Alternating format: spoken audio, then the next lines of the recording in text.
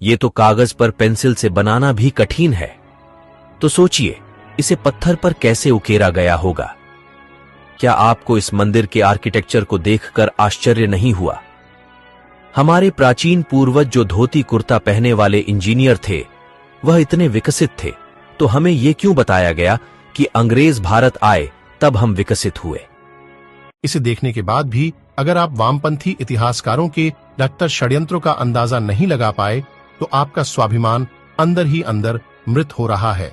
यह प्रतिमा प्राचीन मंदिर के एक स्तंभ पर निर्मित है। 0.5 मिमी व्यास से कम पतली छड़ी को इस प्रतिमा के एक कान में प्रवेश कराने पर छड़ी का दूसरा सिरा दूसरे कान से होकर बाहर निकल जाता है। क्या आप बता सकते धोती कुर्ता पहनने वाले प्राचीन इंजीनियरों ने यहाँ किस तरह की टेक्नोलॉजी का इस्तेमाल किया होगा? भारतवर्ष के हिंदू मंदिर की भव्यता देखिए। इस मंदिर की मूर्तियों और छत के अंदर जो पत्थर उपयोग किया गया है वह है बेसाल्ट, जो कि पृथ्वी पर सबसे मुश्किल पत्थरों में से एक है। इसे आज की आधुनिक डायमंड इलेक्ट्रॉन मशीन ही काट सकती है, वह भी केवल 1 इंच प्रति घंटे की दर से। अब आप सोचिए कैसे इन्होंने 900 साल पहले इस पत्थर पर इतनी बारीक कारीगरी की है।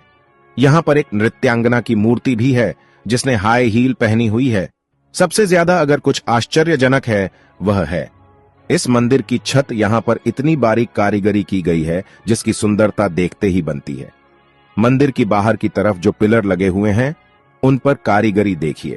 दूसरा, उनकी चमक और लेवल में कटाई। मंदिर के प्रांगण में एक नंदी भी है जो भी इसी पत्थर से बना हुआ है, और उस पर जो कारीगरी की हुई है वह भी बहुत अद्भुत है।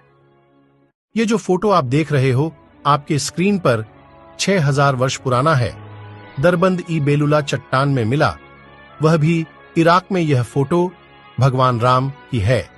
इस चित्र में एक राजा को दिखाया गया है जिसके हाथ में धनुष और तीर है। चित्र को गौर से देखिए, नीचे की तरफ जिसमें हनुमान जी की छवि दिखाई दे रही है। इतिहास में कुछ तो है जो हमसे दूर है। चेन्न केशवा मंदिर कर्नाटक प्रतिमा के हाथ और कंगन को देखिए। क्या आपको लगता है कि ऐसी फिनिशिंग और बारीक नक्काशी केवल छेनी हथौड़ी से संभव है? ठीक ऐसी ही एक प्रतिमा मंदिर के अंदर है जिसके हाथ में कंगन को आगे पीछे सरकाया जा सकता है, जबकि पूरी प्रतिमा को एक ही पत्थर से बनाया गया है ना अद्भुत? सच तो यह है कि हमारे मंदिर 7 आश्चर्यों की लिस्ट बनाने वालों की तुष्टिकरण की भेंट चढ़ा गया। 1000 साल नहीं, 5000 साल नहीं, 10,000 साल भी नहीं और 20,000 साल भी नहीं। बात करते हैं करीब 28,500 साल की, जब इस धरती लोक में कोई अब्राहमिक रिलीजन जैसे कि क्रिश्चियनिटी और इस्लाम एग्जिस्ट ही नहीं करते थे। बात हो रही है कल्प विग्रह की। साल 1859 में नेपाल में शिव जी की एक ऐसी सॉलिड ब्रोंज से बनी मूर्ति मिलती है जिसे जब यूनिवर्सिटी ऑफ कैलिफोर्निया में रेडियो कार्बन डेटिंग की जाती है तो यह पता चलता है कि यह मूर्ति करीब 26,000 साल से 28,000 साल पुरानी हो सकती है, जो पूरे हिंदू इतिहास में धरती पर मिला सबसे पुराना लॉर्ड शिवा का आइडल था।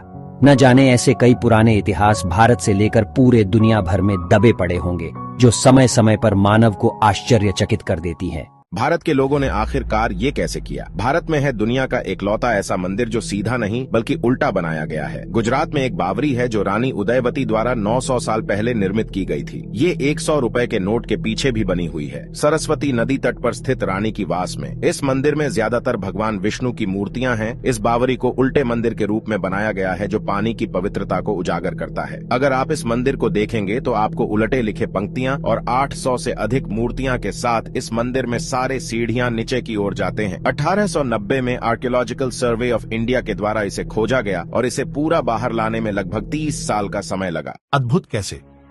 इतना घर्षण रहित तो बेयरिंग लगाने पर भी न चल सकेगा।